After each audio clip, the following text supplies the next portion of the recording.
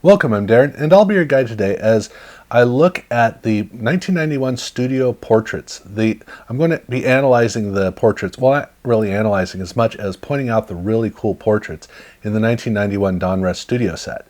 And the reason that I wanted to do this was because I just got off doing the NBA Fashion Week 1991 edition, and I thought, well, you know what, in baseball, because unfortunately there really weren't places where you had a bunch of portraits of players showing up like in the skybox sets in basketball, except in 1991, Donruss had created its studio set, which did exactly that. But when you do a bunch of canned studio shots, they tend to be just kind of run-of-the-mill. That's just a straightforward portrait. Do they really have any fun, which is kind of the whole point of the basketball cards? Well, in the case of Donruss Studio, they do have a few that are kind of fun. There's some interest that's involved in them. And so I wanted to look at that. But unlike with the basketball cards where we were looking at the fashion choices, in this case, it's really about the editor and the photographer. It's the shot that the photographer set up and the selection that the editor made. So it's really more in terms of what they chose in most cases, but not in all cases. So that's really kind of where this comes from. But we do get to be able to see the fun of some of the shots, and we get to see some of the creativity of in a few cases, some of the creativity of the player. But obviously this is primarily based around what the photographer sets up. And that's exactly why we need to be kicking it off with a card that really by all stretches of the imagination is an utter failure. And the reason I say that is that the Donruss Studio set in 1991 was basically good shots with a bunch of great shots in it. On rare occasions, though, they could really fail, and of all the cards to fail on, they failed on the Ken Griffey Jr. card. I mean, this is an absolute failure. It's really kind of shocking to see how poor this card came out, because if there's one player you want to make sure comes through, it's Ken Griffey Jr. And on top of that, if there's one player who has a personality, it's Ken Griffey Jr. He was known for being just kind of a fun-loving guy out there, and yet here, this is boring for a school portrait. But the washed-out quality of it is what really makes this thing fail, because yes, just him looking with zero expression, that's not going to work very well, but it's so washed out. It's a real failure. And again, it's Ken Griffey Jr. Why did you allow this to happen? This looks more like he's in trouble and he's getting a mugshot. I mean, that's really the way it looks. Fortunately, there weren't many shots like this in this set, so most of them are just straightforward good portraits. But we had some that were a lot of fun. Starting with Ramon Martinez. Now, in the case of Ramon, this card always catches my eye. Every time I go through the set, this card grabs my attention and pulls me in. Unfortunately, it then doesn't do anything, because I love the idea of having his arm, he's a pitcher, so he's got his arm up there not in a pitching pose, but still kind of showing off his wear. This is his way of showing off his job. And the counterpoint of his head to his arm is a great trick on the card that pulls you in. Unfortunately, it's also what kills the card, because one, the arm is basically bigger than the head, so it completely dominates. Two, I hate to say it, definitely not something that I should be saying, but I'm going to say it. The arm's really hairy. And look, a hairy arm's not that big of a deal, but when it takes up that much room on the card, come on, it just doesn't work. And so when you get pulled into this card, you kind of get lost in the card. It doesn't help that the card is very, very dark. Everything on the card is dark, so you don't have much of an accent. So this is one of those cases where a card has eye-grabbing ability, but it doesn't have the ability to hold your attention. I like the card, and I'm over it in a hurry. Now, in the case of Jeff Kunkel, here we have a card that's the exact opposite. This is a really dynamic card. It's got really dynamic components, and it's fun. The card does grab your eye, just like the Ramon Martinez card does, but in the case of the Kunkel card, it actually holds it, because the bubble is very bright, which means that it's really going to pull you in, and it's going to help create some movement of your eye through the card. And it's a lot of fun. It's really cool. The problem is, this is a stock shot for baseball. There is nothing new or unusual about a baseball player blowing a bubble. That is a very common shot that we get. Now, it's like those corny jokes that are never great, but they're never terrible, and you can always just churn them out again and again, and they're always amusing. That's what this is. This is one of those really amusing things where you go, oh yeah, that's really cool. And you move on. It's not flashy, it's not new, but it works. And fortunately, they didn't have a whole bunch of these bubble blowing shots in this set. So with the Kunkel card, very successful in, I really like the card. But then we've got to move on to Kevin Belcher. And with Kevin Belcher, this is a straightforward, pure, just a completely unencumbered portrait. That's what I want to say. It's a completely unencumbered portrait. It's straightforward, it's well done, and the posing is good. Everything about the card is good, and it really does. There is such a refined quality to it that it actually does grab my eye. But the thing that makes this card work the best, the image work so well, is the fact that he's wearing glasses. And these don't look like the kinds of glasses that he's going to be wearing out on the field. This looks like a very casual, yes, I just wear glasses all the time look, and it gives him kind of an academic look. He seems kind of smart, and the cleanliness of everything, the delicate nature of the frames, the way that it all comes together, I think makes this card look really good. Now, this is just a straightforward portrait. And for a straightforward portrait, there are few cards in the set that can compare. But what this card is lacking is all of the potential that we have to enjoy images of baseball players.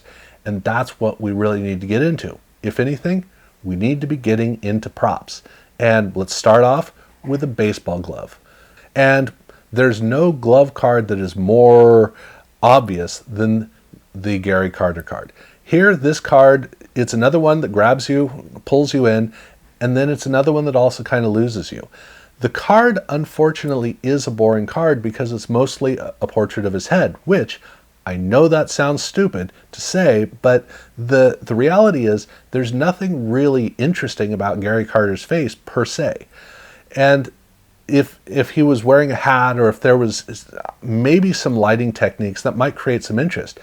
The thing is that the whole interest of the card, and to Gary's credit, most players are that way. The whole point of this card is that down at the bottom you have the catcher's mitt and the baseball in it. And that's the thing, that pulls you in. It looks great. Now, it's down at the bottom of the card, so it's just a little element down at the bottom that is an accent to the rest of the image. So it's successful in pulling your eye in. It's not successful in holding your eye, although your eye does keep going back to the baseball mitt because it does look pretty cool. But the card itself is really lacking. And that's where we shift over to Ozzie Smith and we see a card that's here, the whole portrait is the mitt, as in literally the whole portrait is the mitt. You've just got him peering over the top, almost like he's hiding. So often you'll see a portrait of somebody who's wearing sunglasses, and it's a bold choice to make, but it is a very expressive way. Here, literally the polar opposite to that is the fact that all you see are his eyes, and it works beautifully for, you know who he is because his name is on the card. You don't need it to be a portrait. But who in the world does a portrait where your face is completely missing? I mean, Wilson from Home Improvement? Okay, that certainly would fit. It's a bold move. Again, it's not necessarily Ozzie's move. It's really the editor's move, and it's a beautiful shot. But you got the hat, so his eyes are peering out from under that. You got the mitt, so his eyes are hidden within that little stretch. Looks great. But the thing that I think is the coolest about this card is that his index finger is sticking out of his glove. He looks like he's at work. This is a guy, I mean, it's great because you do have to kind of remind yourself, like, that's the index finger. That's the finger that's supposed to be out of the glove. That's just the way it's supposed to be. This is a guy who takes his work seriously. I guarantee you that the photographer was saying, can you put your index finger in the glove? All the fingers in the glove. It'll look a lot better. But look, this guy won, 28 gold gloves or something, somewhere around there. This is a guy who takes his job seriously. Of course, he's going to wear his glove the proper way. Even for a portrait where it really shouldn't be there, because I guarantee you, if you never noticed that before, you're always going to notice that every time you look at this now. It's unavoidable. But at the same time, this is shop talk. I mean, this guy, this is the way you wear a glove, obviously, and so he's wearing the glove that way. So I love how that came across. But if you want a really great portrait with a baseball glove, you got to go with Dave Stewart. To me, this is hands down one of the top shots from this entire collection. And the glove doesn't even really factor into it. It's just kind of parked there.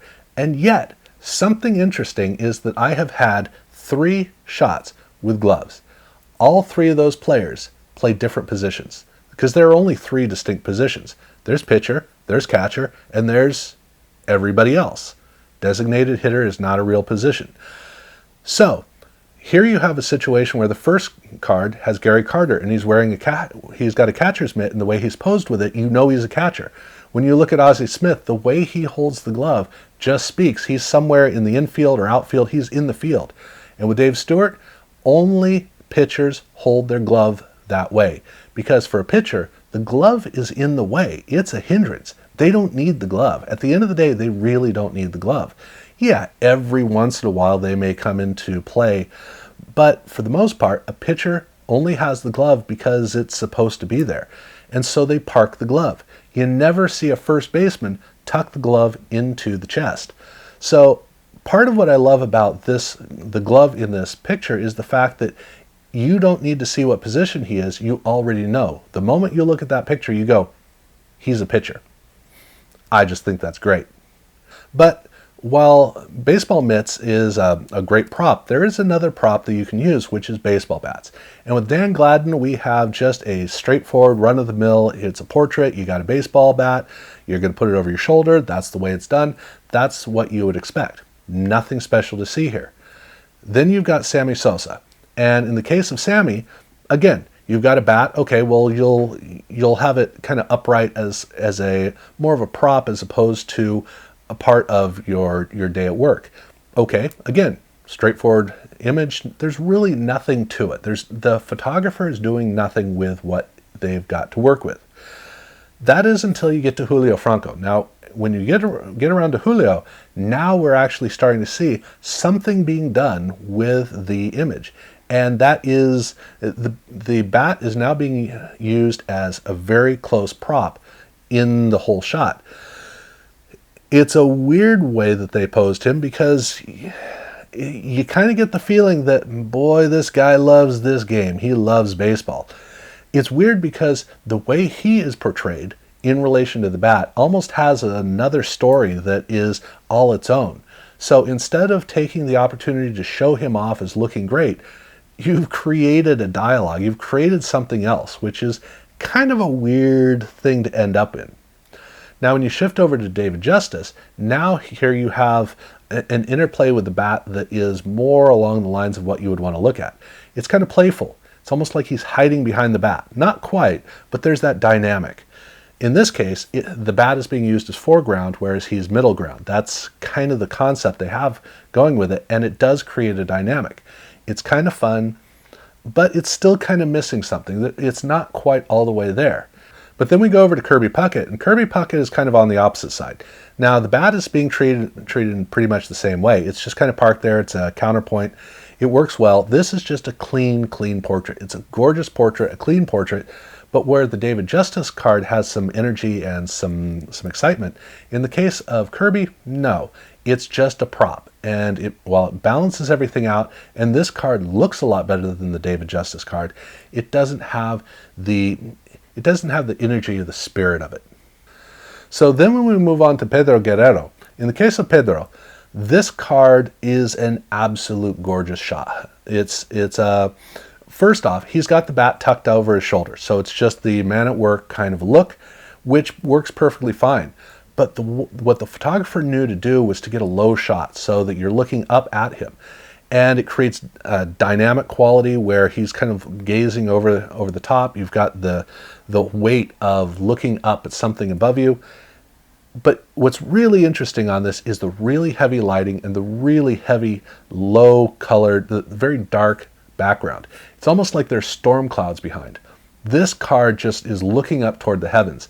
It is so gorgeous. I love the weight, the strength of the light versus the weight of the darkness, the way that that all works in. It's a gorgeous shot.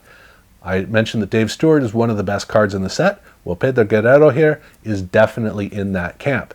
But if you want a truly, truly amazing card, a truly amazing design, you got to go with Ruben Sierra. And in the case of Ruben, here we have the baseball bat right next to the player's head again. Nothing too special about it. It's very straightforward, very beautiful, very well, it's very tight. You're really close in there. He's kind of peering around the baseball bat, so it's got a little bit of the energy of the David Justice card. But it's also got the weight of the shot that we'd seen in Pedro Guerrero. The way that it all comes together, this to me is the quintessential portrait for Donruss Studio. And I don't think Donruss Studio ever got to this level with a shot. I always loved this shot. But interestingly, I can't put this at the top of this list because there's one card that it's not as gorgeous of a shot, but it is so much fun you cannot avoid putting it as the best card, which is Steve Lake. And why is the Steve Lake card the best portrait out of all of this? That's why. This is, so first off, there's just the creativity of it. Now, okay, I will grant you, he does raise birds, and that's the whole point. He's showing you his own personal hobby. But it's the fun of the bird up on his shoulder that is so much of the interest of the card. But it's not just that the bird's there. I mean, that's fun and all, but it's the expression of the bird. Look at that expression of the bird. That bird is looking straight at you. Not looking at me, he's looking at you. And he's going, huh, yeah, I don't know about that guy. Something seems wrong about him. That's what the bird is thinking. You look at that bird and he is looking straight into your soul and going, yeah, that guy's got some issues. And look, he's right. The bird has such a fun little personality to it that it just makes this card so awesome. And on top of that, the bird actually has a name. His name is Ruffles, or, let's be honest here, that's Mr. Ruffles to you, isn't it?